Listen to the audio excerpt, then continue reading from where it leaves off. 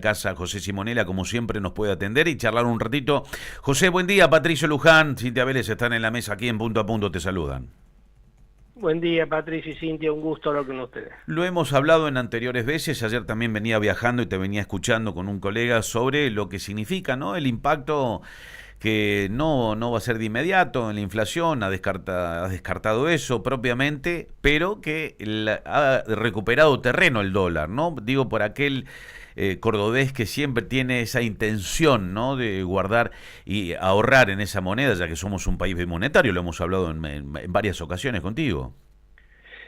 Sí, en junio el dólar recuperó 5%, fue lo que aumentó el dólar, pero recordemos que prácticamente no ha incrementado desde el 1 de enero hasta ahora, ¿no? Con lo cual te diría que el dólar en todo el año ha sido una inversión que perdió frente a la tasa de interés, que perdió frente a la inflación. Es cierto que el que pudo, digamos, comprar al principio de junio tuvo un incremento importante.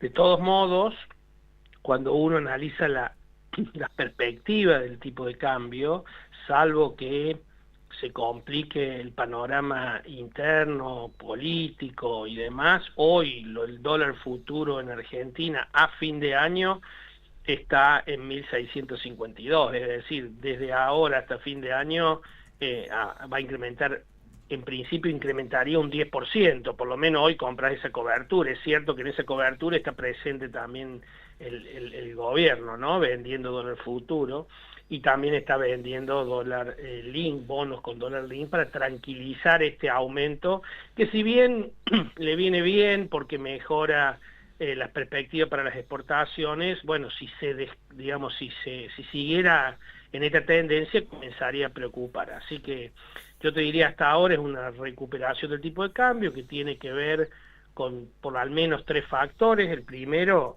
internacional, el dólar se fortaleció respecto de todas las monedas de la región, respecto al real, respecto al peso chileno y demás.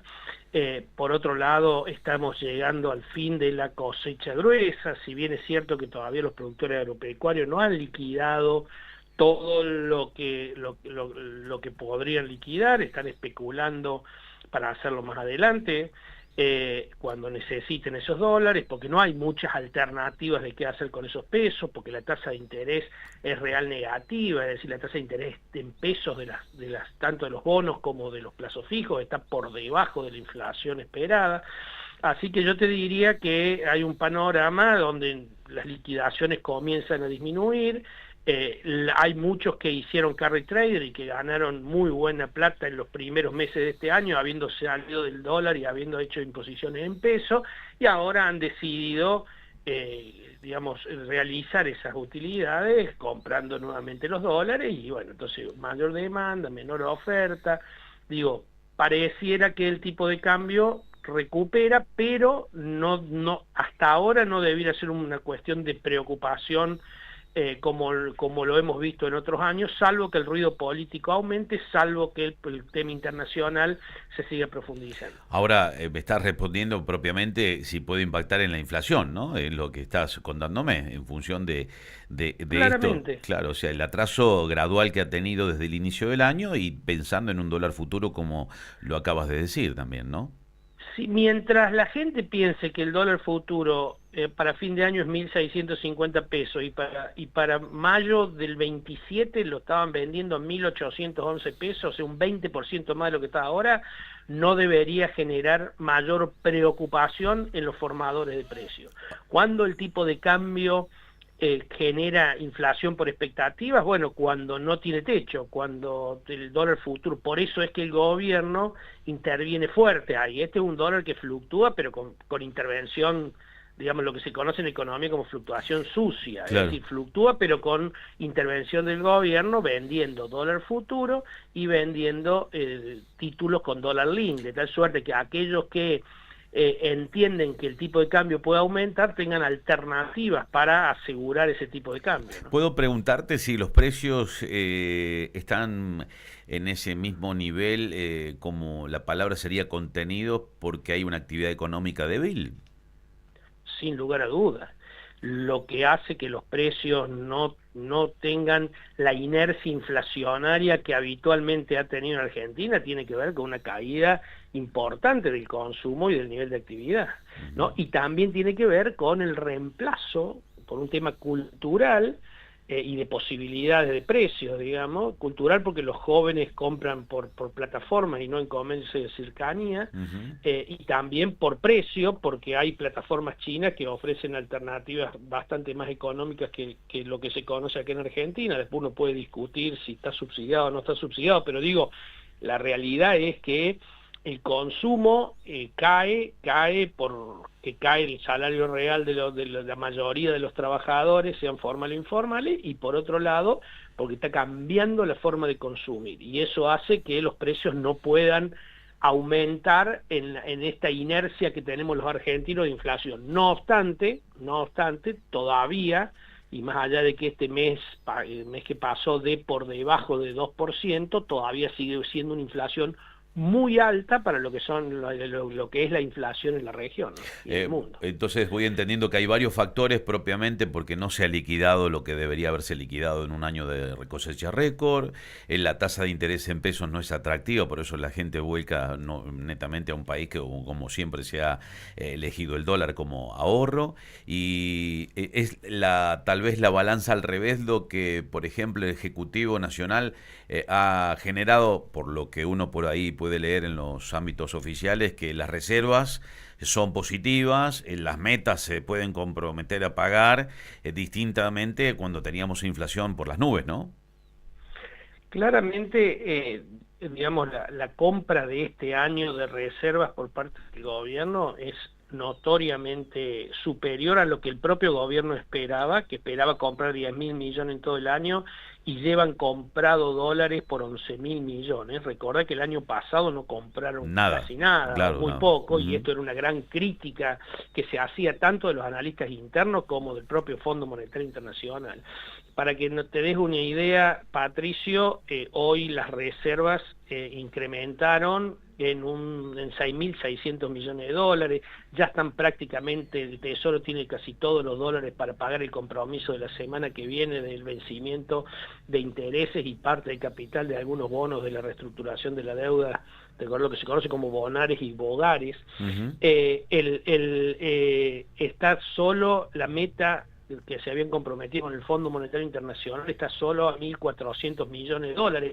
Cualquiera que me escuche dice, ¿solo 1.400 millones de dólares? Un montón de plata. Sí, pero estábamos a 10.000. Sí. Claro. Entonces digo, en términos de reservas, me parece que está pasando la preocupación, ¿no? Ahora, para mí la preocupación está mutando y está pasando por el nivel de actividad. Claro, y obviamente... Por eso claro, sí. el nivel de actividad y el empleo. Por eso es, Patricio, que las tasas están tan bajas en términos reales. No digo las tasas de préstamos personales, que siguen altísimas, pero digo la tasa de bonos y la tasa, por ejemplo, de caución y la tasa que enfrentan algunas empresas. Entonces, lo que uno tiene que entender es que el gobierno está haciendo ahí una sintonía fina entre presión sobre el tipo de cambio y nivel de actividad, y para eso tiene que manejar la tasa de interés. En tanto en cuanto la tasa de interés pueda seguir baja, le va a mejorar, o las expectativas es que mejoren un poquito el nivel de actividad, aunque no es fácil recrear lo que pasó en el segundo semestre del 2024, donde los bancos tenían un excedente de liquidez tremendo y salieron a prestar. Así que eso no es fácil de recrearlo, pero esa rueda de auxilio que en el segundo semestre del 24 y el primer semestre del 25 fueron los préstamos, digo, rueda de auxilio para el consumo, hoy no está más, ¿no? Y incluso te diría que está pinchada como consecuencia de la alta mora que tienen fundamentalmente los individuos. Claro. Entonces, Hay un tema de sintonía fina, que el gobierno está ahí haciendo equilibrio entre bajar la tasa para que mejore el nivel de actividad, pero no tanto como para que la gente termine corriendo contra el dólar Ahora, y aumentando el precio. ¿sos alguien que en este caso piensa, por ejemplo, uno tiene qué hacer con los ahorros, ¿no? Hay que buscar estrategias, diversificar, qué es lo que uno por ahí, escuchándote, que es la preocupación del gobierno, ¿no? Que sería el nivel de Sí. actividad, el mercado laboral y no tanto hacer hincapié en el dólar, ¿no? A ver, lo primero que uno tiene que saber en términos de ahorro es que es siempre una visión prudente es tener diversificado los ahorros que uno tiene, sin no poner todos los huevos en una misma canasta, como se dice habitualmente. Lo otro que tienen que pensar aquellos que tengan la suerte de poder ahorrar algún monto relevante y para el largo plazo, porque es distinto el que ahorra para comprar algo el mes que viene o el otro con un fin específico de aquel que ahorra porque tiene capacidad de ahorro. Cada vez son menos los que tienen capacidad de ahorro, pero aquel oyente que tiene capacidad de ahorro ya tiene que empezar a pensar en salir de ese esquema binario que tenemos los argentinos, peso Claro, o plazo fijo, claro. perdón, dólar o plazo fijo, ¿no? Claro, sí, Y sí, sí. probablemente introducir algunos otros instrumentos que hoy están Ujú. ofreciendo en el mercado de capital, en los bancos y demás, que permiten mejorar la rentabilidad sin asumir tantos riesgos, aunque asumen algún riesgo. Y esto puede ser una obligación negociable, a aquellos que les guste más asumir riesgo, una porción a acciones. Bueno, digo, hay distintas alternativas que irán en función de cómo estén preparados para el riesgo. O sea que todos los inversores tenemos o ahorristas tenemos una función de riesgo. Algunos son amantes del riesgo, otros son neutrales frente al riesgo y otros tienen una alta sensibilidad al riesgo. Bueno, dependiendo de cuál sea tu perfil, es qué inversiones deberías tender a hacer a los efectos de esta diversificación. Pero el consejo Sí, general, sí. para cerrar y hacerlo fácil, Patricio, es: los ahorros están para darte tranquilidad y no es un momento donde haya una situación concreta. Lo único que uno sabe es que hoy un plazo fijo pierde frente a la inflación. Entonces en el corto plazo puede ser una alternativa, en el largo plazo no es una solución para tus ahorros, sí para el corto plazo, incluso si uno cree que el dólar no va a subir mucho, pero de todos modos los ahorros son para ganar tranquilidad. Hay que ahorrar en aquello que las personas se sientan más cómodos, digamos, y no estén sufriendo todos los días viendo una cotización pensando que perdieron o ganaron, porque al final le va a llevar demasiada energía el análisis, cuando en realidad por ahí no tiene tanto impacto en el resultado de sus ahorros. Lo importante es a veces entender que en los tiempos que corren uno piensa muchas veces que cuando habla con economistas, cuando habla con especialistas, el hecho es encontrar una forma pedagógica de poder comprender, ¿no?, el plano de lo que tal vez nosotros o lo que hoy se está luchando de manera educativa, que existe educación financiera, uno en los chicos o en las nuevas generaciones puedan tener esto, ¿no?, que estamos charlando y tratando de entender ya de grandes, ¿no? Pero digo, en mi caso y también en la gente que nos escucha, cómo impacta la inflación, cómo van el incremento del dólar, hacia dónde tenemos que ir los ahorristas. Y bueno,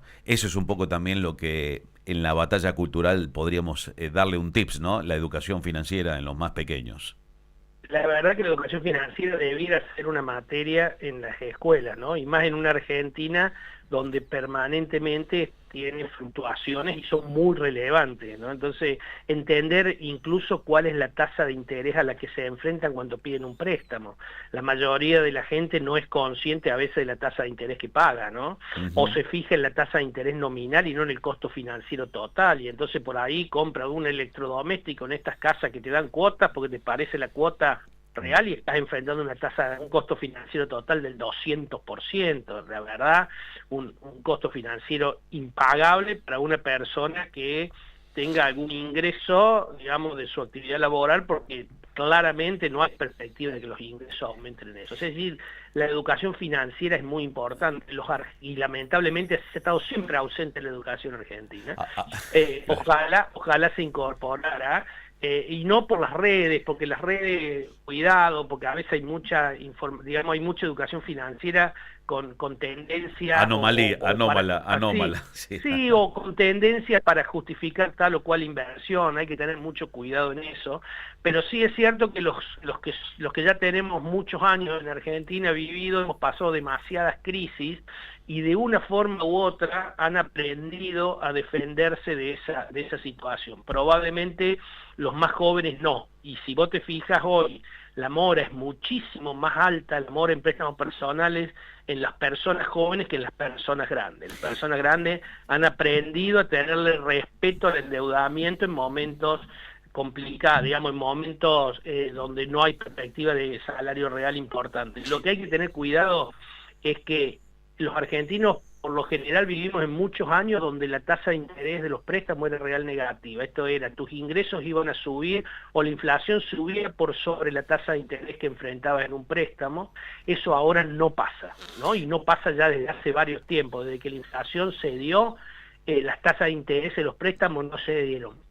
La verdad que... una idea, Patricia, sí. La tasa de interés en un préstamo, y con esto te termino, puede estar alrededor del 70%, y en tarjeta de crédito el costo financiero total más elevado. Arriba del 100%. Suerte, sí. Un trabajador va a tener un 30% de aumento si tiene suerte, digamos, salvo algunos sectores gremiales que tengan mucho poder de negociación. Por eso digo que hay un aula magna en este momento donde todos agradecemos poder tener, aunque sea un panorama de lo que es tener educación financiera propiamente en el día a día de Argentina, que es un país inmerso permanentemente en una crisis que nos lleva a estar expuestos en esto que decías vos, ¿no? A veces no nos damos cuenta en adquirir algo que queremos, anhelamos, pero también no tomamos la dimensión que muchas veces vamos a terminar pagando entre 2 o 3 o 4, por qué no 5 veces el producto, ¿no?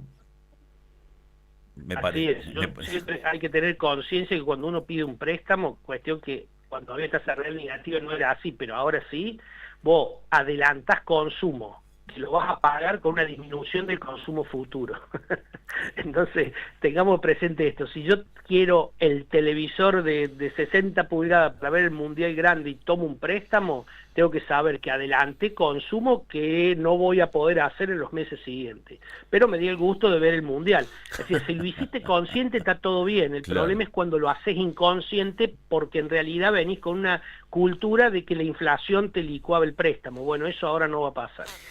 Agradezco como siempre la generosidad por unos minutos para poder pedagógicamente tratar de entender la materia que tal vez está aún todavía sin rendir de los argentinos, en este caso de los cordobeses. Un abrazo, José, buen fin de semana. Un abrazo, Patricio, y un saludo a todos los oyentes. José Simonella, economista en los micrófonos de